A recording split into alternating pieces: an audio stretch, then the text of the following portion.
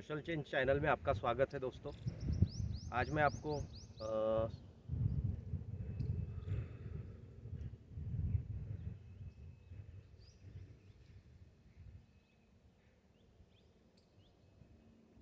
Social change channel में आपका स्वागत है। मैं सूरज बागड़े आपको आज एक रोचक जानकारी देना चाहता हूँ जो झुंड पिक्चर से रिलेटेड है। झुंड पिक्चर की जो स्टोरी है वो हमें पता है कि हमारे नागपुर में जो समाज सेवक है बारसा गड़े जी, उनके ऊपर आधारित है। जब उन्होंने अपना पहला इंटरव्यू दिया था सत्यमेव जयते में, तो वहाँ से मुझे उनकी जो स्टोरी है वह पता चली।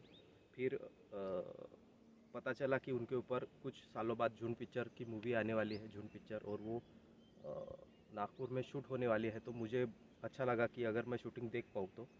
फिर वो शूटिंग नागपुर में कहीं होने वाली थी, ये मुझे पता चला। फिर गड्डी गोदाम में वो शूटिंग है, ये ऐसा पता चला।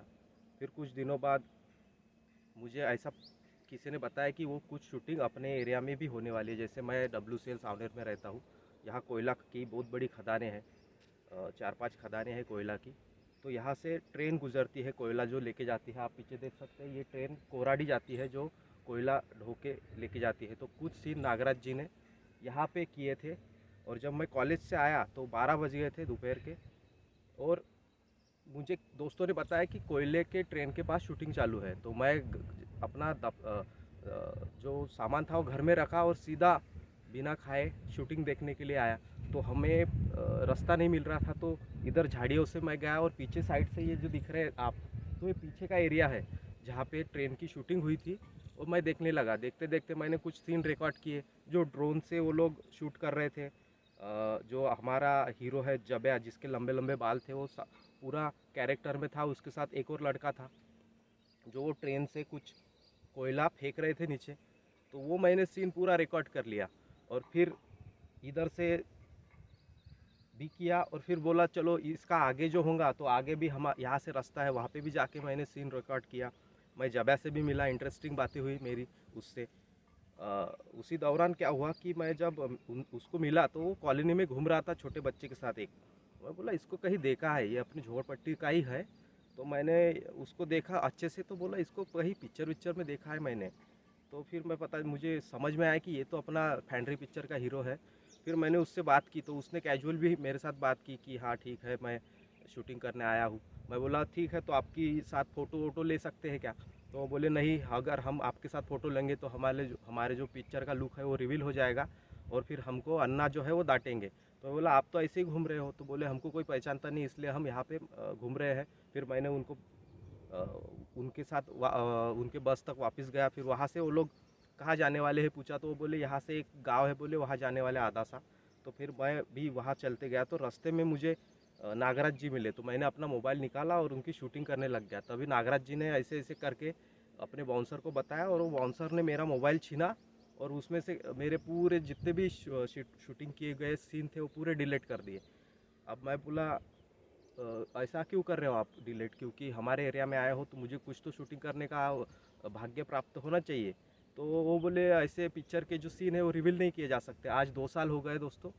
तो आज टीज़र रिलीज़ हुआ है, उसमें भी कुछ सीन है जो मैं आपको दिखाने वाला हूँ। कुछ जगह है जहाँ पे शूटिंग हुई थी वो आपको दिखाने वाला हूँ आगे की सफ़र में। पर मुझे वो बाउंसर की बातें सुन के ऐसा पता चला कि वो एक सीन के लिए सुबह 7 बजे से 12 बजे तक शूट कर रहे थे, और कड़ी धूप में वो जो डायरेक्टर, वो जो एक्टर थे वो लगे हुए थे। तो मैंने सोचा हाँ, ये बात में तो दम है कि अगर हम पहले ही कुछ लीक कर देते हैं तो शायद पिक्चर पे उसका असर होता है, या फिर उनका जो सीक्रेसी है वो बरकरार रहनी चाहिए, उनका पूरा हक है। फिर मैंने मेरे पास जो डिलीट किए हुए सीन थे वो रिकवरी मेमोरी में जाते हैं, तो मैंने उसको वैसे ही रखा, उसको कहीं पे अपलोड नहीं किया। और फिर अ, अ, भला ही उस बाउंसर ने डिलीट किए थे वो सीन, पर मेरे पास थे वो सीन मोबाइल में। फिर मैंने उसको कुछ दिनों बाद डिलीट किया कि उनकी रिस्पेक्ट करते हुए। फिर मैं आदा सा गया उनकी शूटिंग देखने। तो वहाँ पे आदा सा में जब मैं गया तो मैंने देखा कि एक गाड़ी से एक लड़की उतरी जो छोटी सी है, सावली सी है। तो मैंने बोला इसको भी कहीं देखा है मैंने। लोग भीड़ कर रहे थे और शूटिंग चालू थी।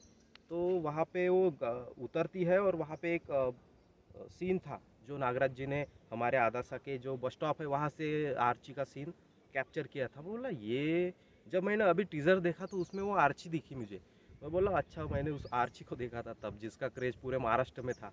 अभी वो उसका जब उसको लाइव देखा तो ऐसे लगा कि होगा 15-16 साल की कोई लड़की या फिर 18 साल की कोई लड़की होंगी जो नई होंगी, इंट्रोड्यूस की हुई नागराज जी ने।